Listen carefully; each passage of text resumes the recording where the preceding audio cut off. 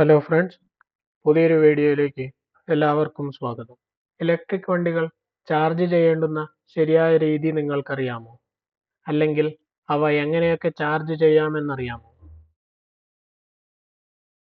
സാധാരണയായി 3 തരത്തിലുള്ള ചാർജിംഗ് ആണ് ഇലക്ട്രിക് വെഹിക്കിളിൽ അവൈലബിൾ ആയിട്ടുള്ളത്. അവയാണ് AC level 1 charging, AC level 2 charging, അതോടൊപ്പം തന്നെ DC ഫാസ്റ്റ് ചാർജിംഗ്. സോ നമ്മുടെ ഇലക്ട്രിക് വെഹിക്കിളിൽ ഉപയോഗിച്ചിരിക്കുന്ന ബാറ്ററികളിൽ അവ സ്റ്റോർ ചെയ്യുന്നത് DC അല്ലെങ്കിൽ ഡയറക്റ്റ് കറണ്ട് ആണ്. എന്നാൽ നമ്മുടെ ഗ്രിഡിൽ അല്ലെങ്കിൽ നമ്മുടെ KSEB എല്ലാം നൽകുന്ന current AC ടൈപ്പിലുള്ളതാണ്.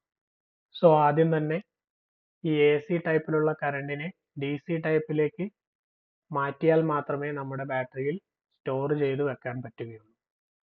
AC type ചാർജിങ്ങിലും DC type ചാർജിങ്ങിലും തമ്മിലുള്ള വ്യത്യാസം എന്തെന്ന് വെച്ചാൽ ഈ AC-യിൽ നിന്നും DC-യിലേക്കുള്ള കൺവേർഷൻ എവിടെ വെച്ചാണ് നടക്കുന്നത് എന്നതിനെ ആശ്രയിച്ചാണ്. സോ AC ചാർജിങ്ങിൽ എന്താണ് നടക്കുന്നതെന്ന് വെച്ച് കഴിഞ്ഞാൽ AC-യിൽ നിന്നും DC-യിലേക്കുള്ള കൺവേർഷൻ നടക്കുന്നത് നമ്മുടെ വാഹനത്തിൽ വെച്ച് തന്നെയാണ്. അതിൽ തന്നെ ലെവൽ 1 ചാർജിംഗ് എന്ന് പറഞ്ഞു കഴിഞ്ഞാൽ സാധാരണയായി നമ്മുടെ വീടുകളിലെല്ലാം കാണുന്ന, അതായത് നമ്മൾ വണ്ടി വാങ്ങുമ്പോൾ ലഭിക്കുന്ന ചാർജറിനൊപ്പം തന്നെ അവരൊരു പ്ലഗ് സോക്കറ്റ് എല്ലാം നമ്മുടെ വീട്ടിൽ ഇൻസ്റ്റാൾ ചെയ്തു തരും. അതിൽ നിന്നും സാധാരണയായി നമ്മൾ ചാർജ് ചെയ്യുന്നതിനെയാണ് AC ലെവൽ 1 ചാർജിംഗ് എന്ന് പറയുന്നത്. അതായത് 120 വോൾട്ട് AC ആണ് നമുക്ക് ഇതിലേക്ക് നൽകാൻ പറ്റുന്നത്.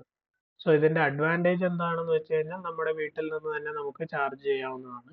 പക്ഷേ ഡിസഡ്വാൻറ്റേജ് എന്ന് പറയുന്നത് വളരെ ലോ റേറ്റിലാണ് ഇത് ചാർജ് ആവുന്നത്. അതുകൊണ്ട് തന്നെ നമുക്ക് ചാർജ് ചെയ്യാൻ 8-10 മണിക്കൂറുകൾ ആവശ്യമായി വരുന്നതാണ്. ഇനി AC ലെവൽ 2 ചാർജിംഗ് എന്ന് പറയുന്നത് കുറച്ചുകൂടി സ്പീഡ് കൂടുതലുള്ളതാണ്. അതായത് 240 വോൾട്ട് AC ഉപയോഗിച്ചുകൊണ്ട് നമുക്കിത് ചാർജ് ചെയ്യാവുന്നതാണ്. അതുകൊണ്ട് തന്നെ ചാർജിങ്ങിന് എടുക്കുന്ന സമയം ലെവൽ 1 ചാർജിങ്ങിനെ അപേക്ഷിച്ച് കുറച്ചുകൂടി കുറവാണ്. ലെവൽ 2 ചാർജിംഗ് സാധാരണയായി നമ്മൾ കണ്ടുവരുന്നത് അപ്പാർട്ട്മെന്റുകൾ അല്ലെങ്കിൽ മാളുകൾ തുടങ്ങിയ സ്ഥലങ്ങളിലാണ്. ഇതിന്റെ ഒരു ഡിസഡ്വാൻറ്റേജ് എന്ന് പറയാവുന്നത് ഇതിനായി നമുക്കൊരു ചാർജിംഗ് ഔട്ട്ലെറ്റ് അല്ലെങ്കിൽ ഒരു സ്റ്റേഷൻ എല്ലാം ചിലപ്പോൾ ഇൻസ്റ്റാൾ ചെയ്യേണ്ടതായിട്ട് വരും.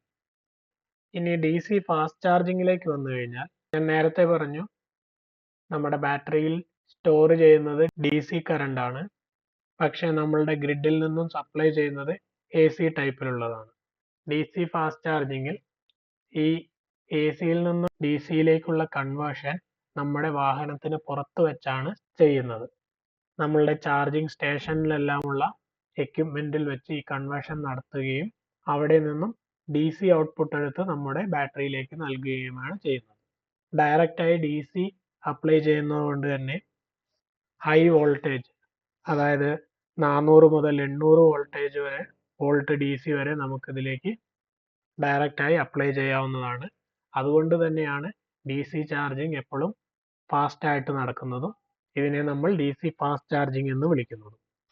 അതുകൊണ്ട് തന്നെ ചാർജിങ്ങിന് അല്ലെങ്കിൽ നമ്മുടെ ബാറ്ററി ഫുൾ ആകാൻ എടുക്കുന്ന സമയം വളരെ കുറവാണ്. നമുക്ക് 10-20 മിനിറ്റ് കൊണ്ട് തന്നെ നമുക്ക് ആവശ്യമുള്ള ചാർജ് ചെയ്ത് നമ്മുടെ യാത്ര തുടരാവുന്നതാണ്. ഇതിന്റെ ഡിസഡ്വാൻറ്റേജ് എന്ന് പറയുന്നത് എക്സ്പെൻസീവ് ആയിട്ടുള്ള ചാർജിംഗ് എക്യുപ്മെന്റ്സ് എല്ലാം ഇൻസ്റ്റാൾ ചെയ്യേണ്ടതായിട്ട് വരും. അതുകൊണ്ട് തന്നെ നമുക്ക് സാധാരണയായി വീടുകളിലൊന്നും ഇവ ഇൻസ്റ്റാൾ ചെയ്യുക എന്നുള്ളത് അത്ര പ്രാക്ടിക്കൽ ആയിട്ടുള്ള ഒരു കാര്യമല്ല. അതുപോലെ തന്നെ എപ്പോഴും നമ്മൾ DC ഫാസ്റ്റ് ചാർജിംഗ് ആണ് ചെയ്യുന്നതെങ്കിൽ അത് നമ്മുടെ ബാറ്ററിക്ക് കേടുമാണ്. ബാറ്ററിയെ നമ്മൾ കൂടുതൽ സ്ട്രെയിൻ ചെയ്യിക്കുന്നതുമാണ്.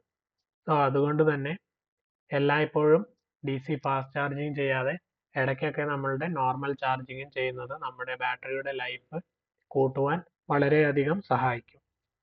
സോ അത്രയുമായിരുന്നു ഇലക്ട്രിക് വണ്ടികളുടെ ചാർജിങ്ങിനെ കുറിച്ചുള്ള വിവരങ്ങൾ. ഈ വീഡിയോ നിങ്ങൾക്ക് എല്ലാവർക്കും ഇഷ്ടമായി എന്ന് വിചാരിക്കുന്നു. തുടർന്നും ഇതുപോലുള്ള വീഡിയോസ് ലഭിക്കുന്നതിനായി ഈ ചാനൽ ലൈക്ക് ചെയ്യുക, ഷെയർ ചെയ്യുക, സബ്സ്ക്രൈബ് ചെയ്യുക. മറ്റൊരു വീഡിയോയുമായി വീണ്ടും കാണാം. Thank you.